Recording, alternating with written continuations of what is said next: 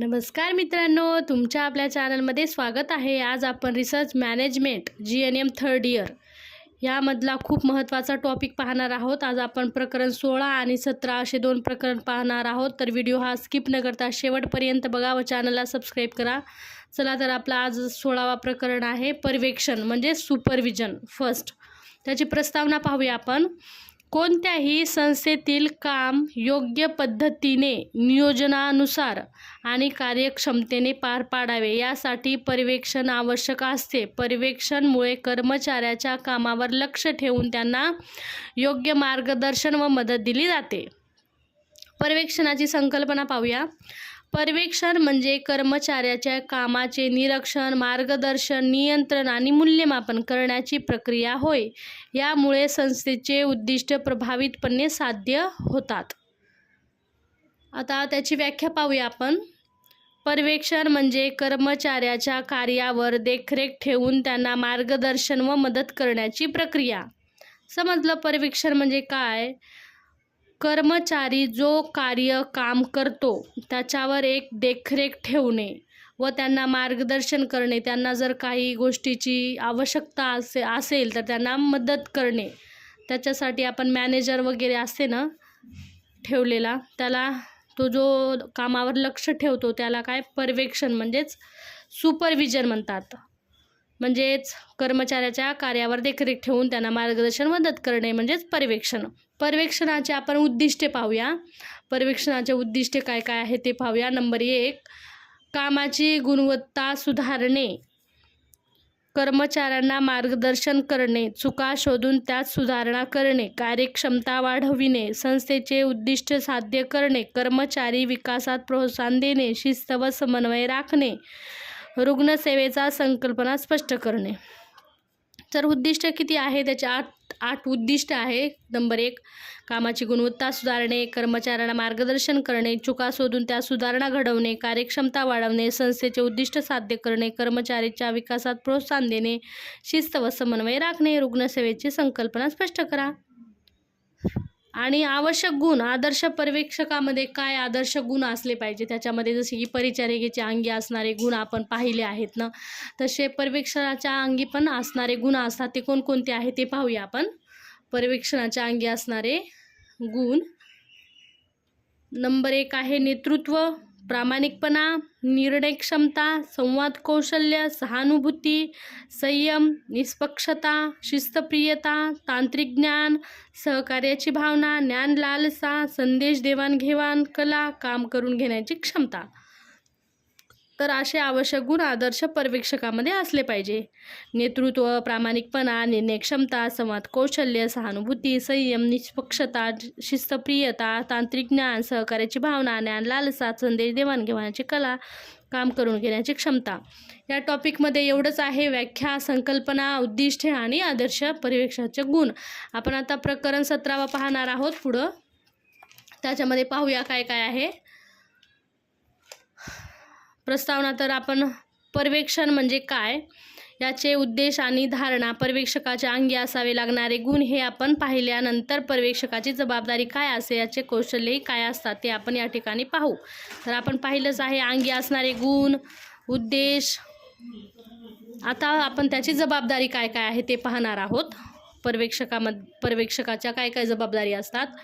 तर number 1, policies तयारी करणे, नियोजन व आराखडा, स्टाफिंग व सहकार्य, वस्तू व औषध पुरवठा, सल्ला मार्गदर्शन व समुपदेशन, प्रशिक्षण व नियंत्रण, समन्वय व जनसंपर्क, इंटरपर्सनल रिलेशनशिप, अंमलबजावणी, नोंदी व अहवाल, आरोग्य पथकाद्वारे चांगली सेवा।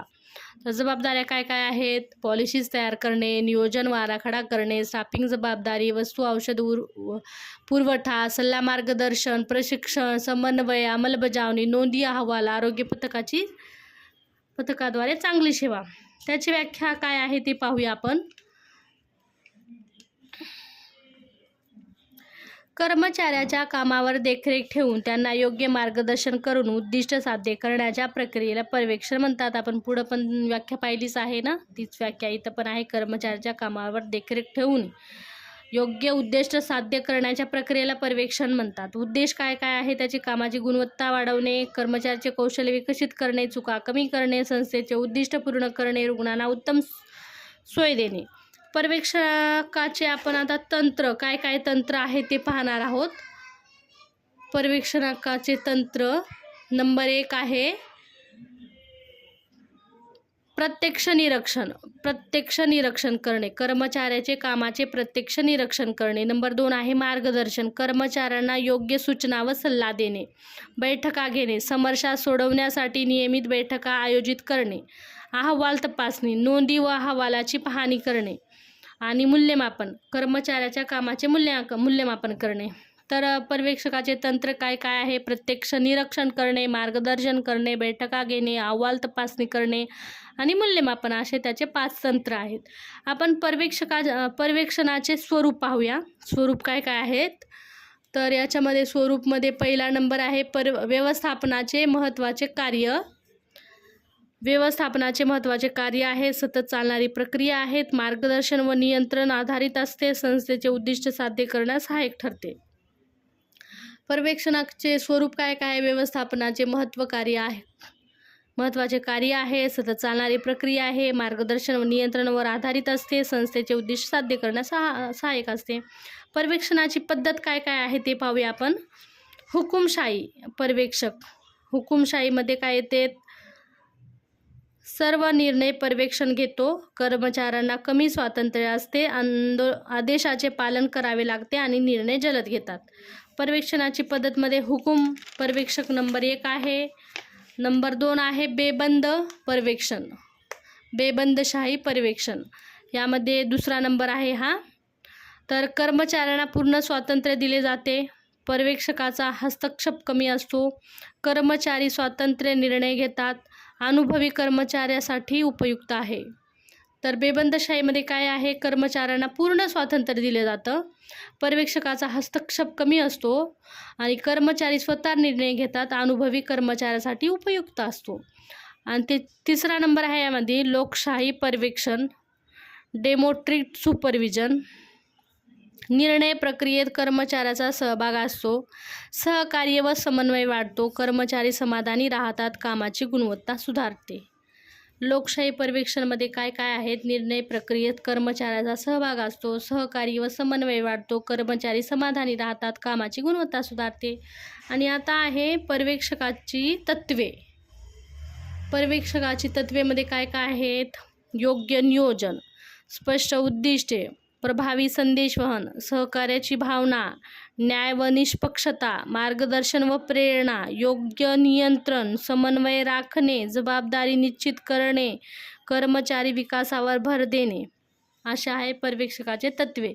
काय काय तत्वे आहे, नियोजन करणे, स्पष्ट उद्दिष्टे, प्रभावी संदेशवहन, सहकार्याची भावना, न्याय व निष्पक्षता, मार्गदर्शन व प्रेरणा, योग्य नियंत्रण, समन्वय राखणे, जबाबदारी निश्चित करणे, कर्मचारी विकासावर भर देणे.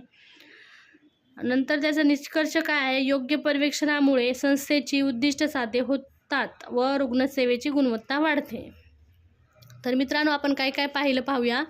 पर्यवेक्षणाची प्रस्तावना पाहिली आपण, व्यवस्थापकाची जबाबदारी पाहिली, जबाबदारीनंतर व्याख्या पाहिल्या, व्याख्यानंतर आपण त्याचे उद्देश काय काय आहे ते पाहिलं, उद्देशानंतर आपण पर्यवेक्षकाचे तंत्र काय काय आहे ते पाहिलं, तंत्रामध्ये काय काय पाहिलं, प्रत्यक्ष निरीक्षण पाहिलं, मार्गदर्शन, बैठका, अहवाल तपासणी आणि मूल्यमापन, पर्यवेक्षकाचे स्वरूप काय काय आहे ते पण पाहिलं. आणि पर्यवेक्षणाच्या पद्धती 3 प्रकारच्या आहेत,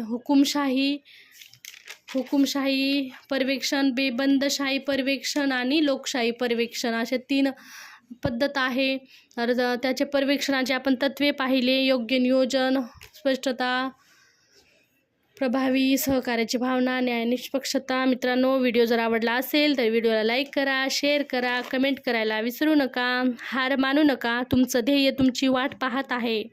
दररोज थोडा अभ्यास, उद्या मोठे यश. चला तर भेटूया नेक्स्ट व्हिडिओमध्ये. बाय.